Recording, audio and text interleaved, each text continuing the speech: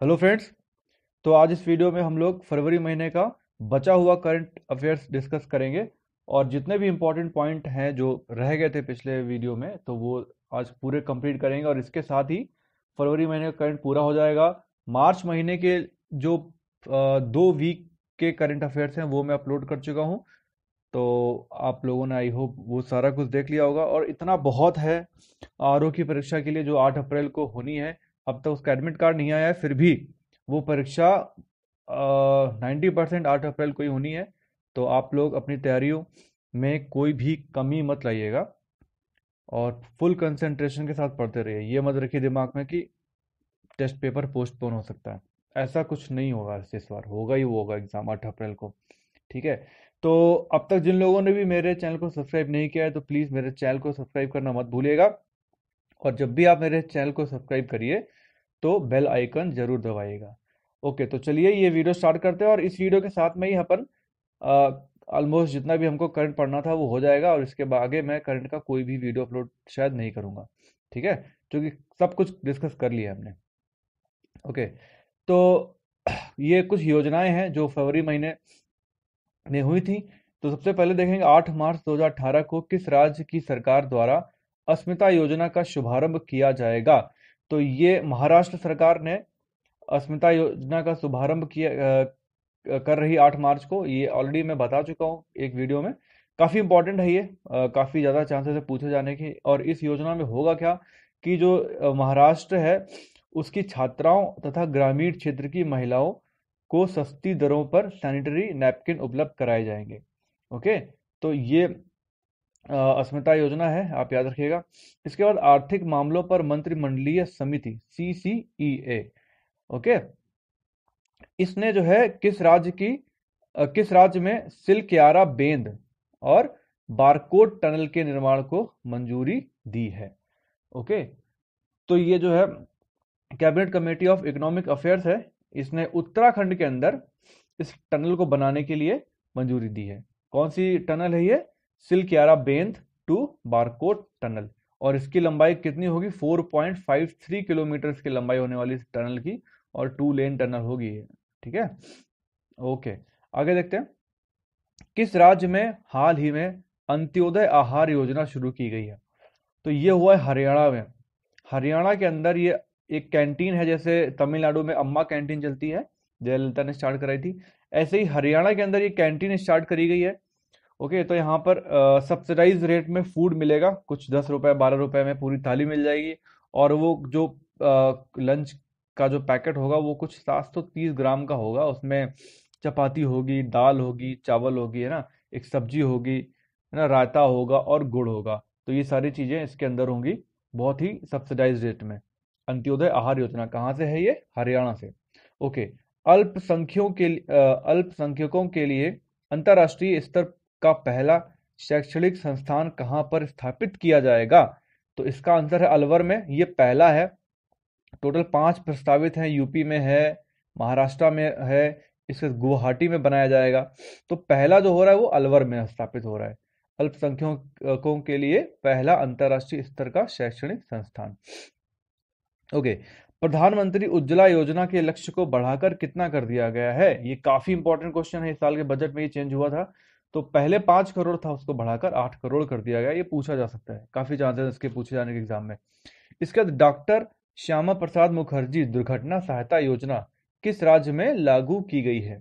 तो ये जो योजना है ये भी हरियाणा के अंदर लागू की गई, डॉक्टर श्यामा प्रसाद मुखर्जी, हरियाणा के अंदर। इसमें जो मृत्यु या दुर्घटना के कारण जो लोग विकलांग हो जाएंगे उनको 1 लाख रुपए का बीमा कवर प्रोवाइड कराया जाएगा। और ये पूरी तरह निःशुल्क है, एकदम निःशुल्क है। इसके लिए आपको कोई प्रीमियम नहीं भरना है, बट सिर्फ 2 कंडीशन है इस योजना का लाभ उठाने के लिए। पहला कि आपको हरियाणा का निवासी होना चाहिए, पहला तो हरियाणा का निवासी होना चाहिए, और दूसरा जो प्रधानमंत्री सुरक्षा बीमा योजना चल रही ना उसका मेंबर होना चाहिए। अगर आप ये दोनों कंडीशन फुलफिल करते हैं तो डॉक्टर श्यामा प्रसाद मुखर्जी दुर्घटना सहायता योजना के लिए एलिजिबल रहेंगे। ओके, नेक्स्ट क्वेश्चन देखते हैं। हरियाणा सरकार द्वारा किसको लाभ प्रदान करने हेतु गोवर्धन योजना शुरू की गई है? तो ये जो योजना है गोवर्धन, आप समझ सकते हो ना, किसानों के लिए है ना। तो इसमें क्या होगा कि इसका उद्देश्य क्या है किसानों को जैविक खाद, गोबर से ही बनती है ना जैविक खाद, इसीलिए हो गया वो गोवर्धन। तो किसानों को जैविक खाद और गौमूत्र की बिक्री का प्रावधान करना। तो ये हो गई गोवर्धन योजना, हरियाणा से रिलेटेड है। इसके बाद केंद्रीय सरकार ने साल नदी, ये ध्यान रखना ये टर्म, साल नदी के प्रदूषण को नियंत्रित करने हेतु एक नई परियोजना को मंजूरी प्रदान की है। ठीक है, तो साल नदी किस राज्य में स्थित है? साल नदी किस राज्य में स्थित है? गोवा में।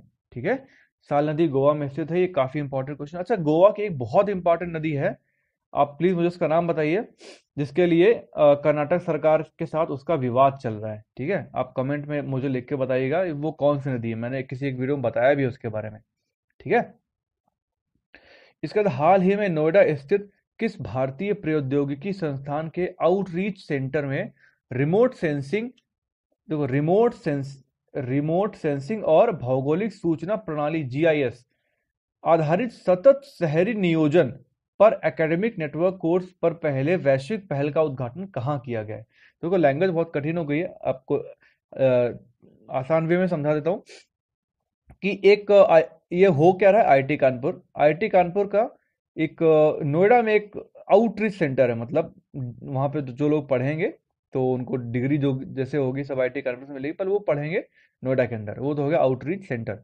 इसमें इन लोगों को रिमोट सेंसिंग और भौगोलिक सूचना प्रणाली जीआईएस, जैसे अपना वो गूगल मैप है ना, तो ये सैटेलाइट के सारे हम लोग ये पूरा भौगोलिक सूचना एकत्रित करते हैं। ठीक है, तो वो होती है जीआईएस टेक्नोलॉजी। तो इन दोनों टेक्नोलॉजी के बारे में ट्रेनिंग दी जाएगी, एक कोर्स कराया जाएगा। ठीक है, तो वो कोर्स जिन लोगों को कराया जाएगा वो लोग सतत शहरी नियोजन, मतलब जो शहर के तमाम सारी चीजें होती है ना, जैसे ट्रांसपोर्टेशन है, जल संसाधन है, प्रदूषण है, इन सबको कंट्रोल करने के लिए वो लोग उस पर काम करेंगे। आई होप समझ गए ना आप लोग ये क्या चीज है। ओके, तो ये हो कौन कर रहा है? ये मानव संसाधन मंत्रालय, ये इसको करा रहा है इस कोर्स को, मानव संसाधन मंत्रालय। और इसमें हेल्प किसके सहयोग से कर रहा है? नीति आयोग है, ठीक है, और आवास और शहरी विकास मंत्रालय। तो ये दोनों हेल्प कर रहे हैं, नीति आयोग तथा आवास तथा शहरी विकास मंत्रालय, ये लोग सहयोग कर रहे हैं मानव संसाधन मंत्रालय को, जो इस ट्रेनिंग को कंडक्ट करा रहा है। और आईआईटी कानपुर का जो आउटरीच सेंटर है नोएडा में, उसमें लोगों को रिमोट सेंसिंग तथा जीआईएस की ट्रेनिंग दी जाएगी, एक कोर्स कराया जाएगा, जिसका यूज करके वो लोग जो सिटीज का प्रदूषण है, यातायात है, जल संसाधन है, तमाम सारे और रिसोर्सेज हैं, उन सब का ये लोग नियोजन करेंगे। समझ गए ना क्या है क्या चीज? ओके, आगे बढ़ते हैं। अटल जन आहार योजना कहाँ शुरू की गई है? ये भी एकदम वैसी ही योजना है, इसमें भी सब्सिडाइज रेट में फूड प्रोवाइड कराया जाएगा, दक्षिणी दिल्ली नगर निगम में ये करी गई है। ओके, तो इंपॉर्टेंट नहीं होगी, फिर भी देख लीजिए, अटल जन आहार योजना। महेसरा सेतु किसको जोड़ता है? महेसरा सेतु ये किसको जोड़ता है? ये जोड़ता है सोनौली से नेपाल को, ये यूपी में है और ये नेपाल को जोड़ता है, तो ये इंपॉर्टेंट हो जाता है महेसरा सेतु। कुछ ऑपरेशंस देख लेते हैं इंपॉर्टेंट, जैसे विन बैक्स 2018, ये बहुत इंपॉर्टेंट है। ठीक है, ये एक सैन्य अभ्यास किस किस के मध्य और कहां पर आयोजित किया गया? विन बैक्स बहुत इंपॉर्टेंट है, चूंकि पहला है, ये एकदम पहला एडिशन है, स्टार्टिंग है, किस किस के बीच में? भारत तथा वियतनाम के बीच में। और हुआ कहाँ था ये जबलपुर में कंडक्ट की गई थी ये एक्सरसाइज।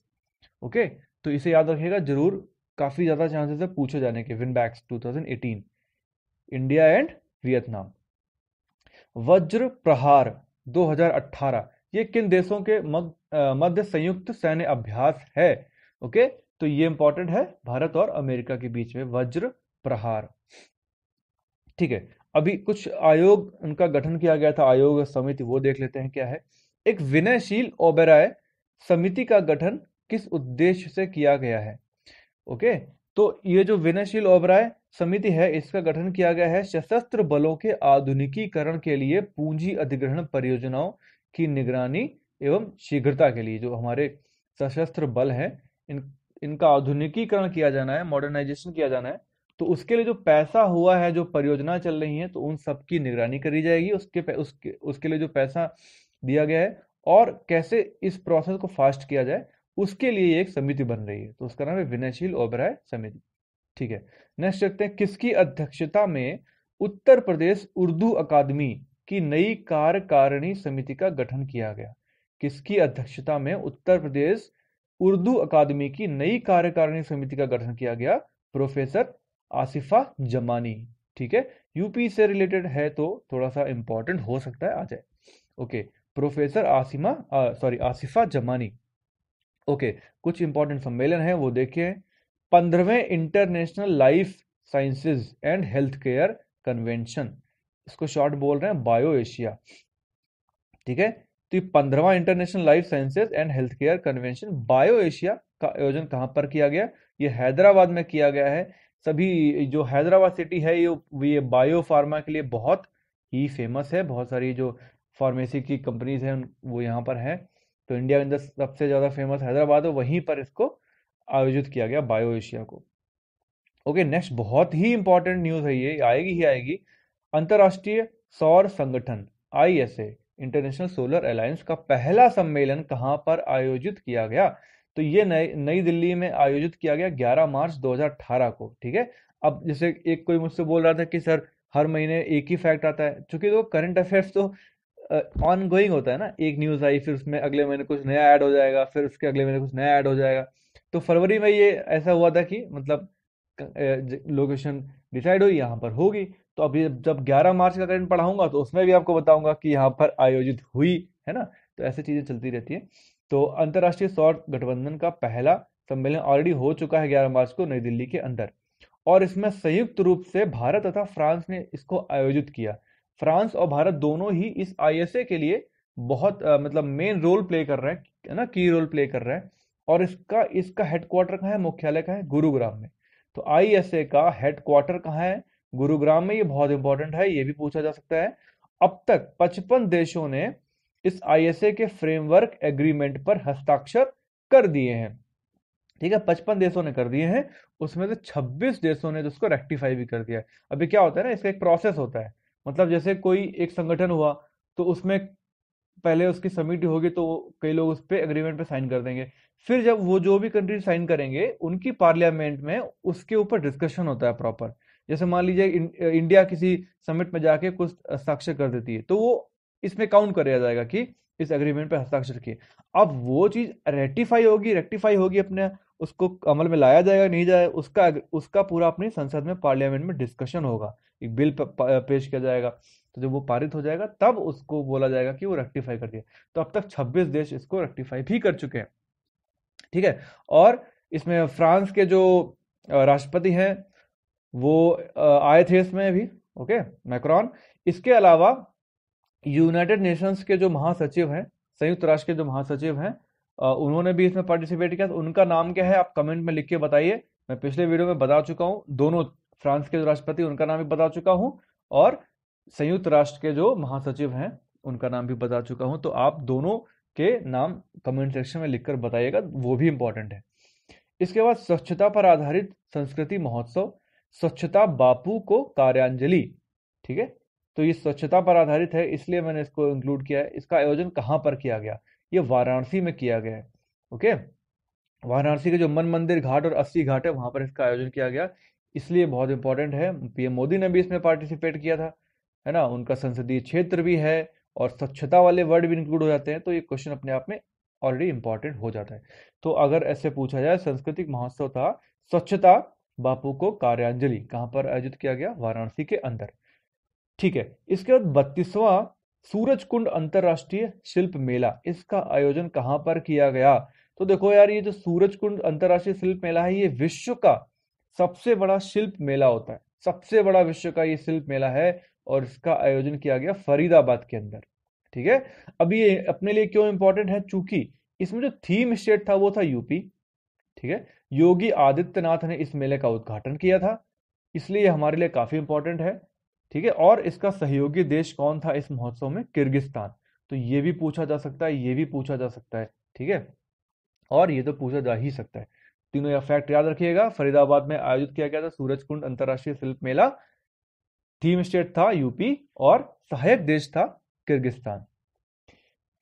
अंतरराष्ट्रीय पक्षी महोत्सव का आयोजन कहाँ पर किया गया? दुधवा नेशनल पार्क में इसका आयोजन किया गया था। बहुत सारे जो पक्षी विशेषज्ञ थे, उन सब वो सब लोग आए थे इसमें, कई सारे कंट्रीज से। तो इसका आयोजन किया गया दुधवा नेशनल पार्क में। ठीक है, भारत का पहला कचरा महोत्सव कहाँ पर संपन्न हुआ? ओके, अभी कचरा महोत्सव भी हो चुका है, तो ये हुआ था रायपुर, छत्तीसगढ़ में। तो देख लेना, कचरा, स्वच्छता, ये सब आजकल बड़े हॉट टॉपिक्स हैं। देन भारत का वह प्रथम राज्य जहां ट्रांसजेंडर कल्याण बोर्ड की स्थापना की जाएगी। पहला राज्य जहां पर ट्रांसजेंडर कल्याण बोर्ड की स्थापना की जाएगी वो है महाराष्ट्र। ओके, कौन सा देश विश्व पर्यावरण दिवस 2018 की मेजबानी करेगा? ओके, तो ये होगी भारत के अंदर 2018 में। और ये विश्व पर्यावरण दिवस कब मनाया जाता है? 5 जून को। ठीक है, तो जो लास्ट ईयर 2017 का आयोजित किया गया था वो था कनाडा के अंदर, है ना। ये बस एक फैक्ट है, देखते रहिएगा। और इस साल जो है 5 जून को भारत के अंदर आयोजित किया जाएगा, और ये बहुत इंपॉर्टेंट क्वेश्चन है, ये very important question. Okay, then हाल ही में किस तिथि को उत्तर प्रदेश सरकार द्वारा प्रथम उत्तर प्रदेश दिवस मनाया गया? This is very important question, most important question, और मैंने अब तक किसी वीडियो में ये बताया नहीं है। ठीक है, तो ये प्लीज इसको याद रखेगा। ये हुआ था 24 जनवरी 2018 को, हमारे 69th गणतंत्र दिवस से 2 दिन पहले, 24 जनवरी 2018 को। और 25 जनवरी को मतदाता दिवस भी होता है, ये मैंने आपको पिछले वीडियो में बताया था। ठीक है, तो 24, 25, 26 सब याद रखिएगा।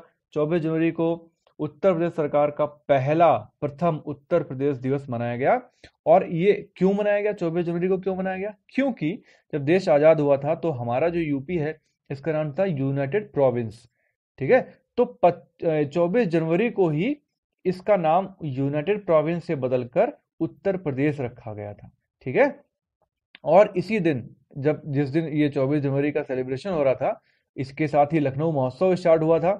ठीक है, तो उसी दिन एक जनपद एक उत्पाद योजना लॉन्च की गई है, तो ये भी याद रखिएगा। ओके, कुछ पुस्तकें हैं, पुस्तकें नहीं, एक ही पुस्तक है जो इस महीने में इंपॉर्टेंट है, रिलीज हुई अभी, एग्जाम वॉरियर्स। ठीक है, तो अभी वॉरियर्स ये बुक भी काफी फेमस, और एक और वॉरियर काफी फेमस हो गई है एक वीडियो से। ठीक है, प्रिया वॉरियर ऐसा कुछ नाम है, प्रिया प्रकाश वॉरियर। ओके, तो इसको भी याद रखिएगा, वो तो याद ही होंगी। खैर, एग्जाम वॉरियर्स पुस्तक के लेखक कौन है? तो ये हमारे प्रधानमंत्री पीएम मोदी के द्वारा लिखी गई है, नरेंद्र मोदी के द्वारा लिखी पुस्तक है, इसलिए काफी इंपॉर्टेंट है एग्जाम वॉरियर्स। और इस पुस्तक में परीक्षा के दौरान बच्चों में होने वाले तनाव, उसके बारे में इन्होंने लिखा है। ठीक है, तो इतना बहुत है। वतन को जानो, ये कार्यक्रम कहाँ पर आयोजित किया गया? तो ये कार्यक्रम आयोजित किया गया जम्मू कश्मीर के अंदर। वतन को जानो, जम्मू कश्मीर के बच्चों एवं युवकों को देश की सांस्कृतिक, सामाजिक एवं आर्थिक जानकारी देने के लिए जम्मू कश्मीर में वतन को जानो। ठीक है, हैप्पीनेस पाठ्यक्रम ये कहां पर शुरू किया गया है? ये दिल्ली सरकार के द्वारा नर्सरी से लेकर क्लास 8 तक के बच्चों को एक एक्स्ट्रा क्लास लगाई जाएगी, इसमें इनको खुशी का पाठ्यक्रम पढ़ाया जाएगा, कैसे खुश रहना है, ये भी पढ़ाया जाएगा हमको। देन ये बहुत इंपॉर्टेंट है, something very important, Jain Mahakumbh, ये बहुत इंपॉर्टेंट है। ठीक है, तो ये जो जैन महाकुंभ है, इसका आयोजन हो चुका है कर्नाटक में, श्रवण बेलगोला के अंदर, श्रवण बेलगोला में। तो ये जैन धर्म से संबंधित है, तो आप एंशियंट हिस्ट्री में भी आप जैन धर्म को बहुत अच्छे से कर लेना।